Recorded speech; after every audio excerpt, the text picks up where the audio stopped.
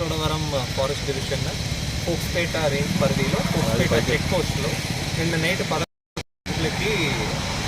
మామూలుగా vehicle checking నడుస్తుంది.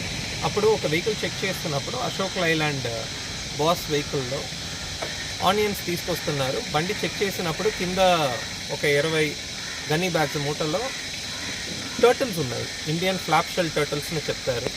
ఇది మన గోదావరి ప్రాంతంలో, గోదావరి చుట్టూ ఉన్న మండలం ఆర్ జిల్లాకల్లో పాండ్స్, లేక్స్ ఇలాంటి లొకేషన్స్లో ఎక్కువ దొరుకుతాయండి.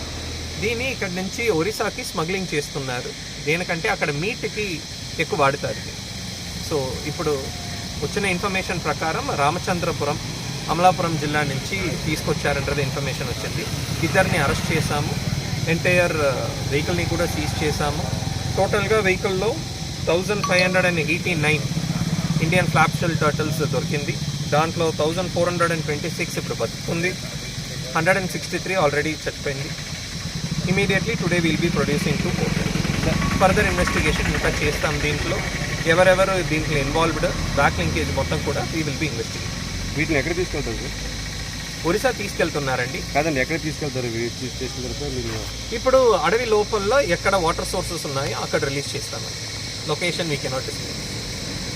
సార్, ఇప్పుడు ఫోక్స్పేట రేంజ్లోని కర్ణాటక అడవి శాఖకు సంబంధించి అక్రమ రవాణా అయితే అడ్డుకుంటున్నారు.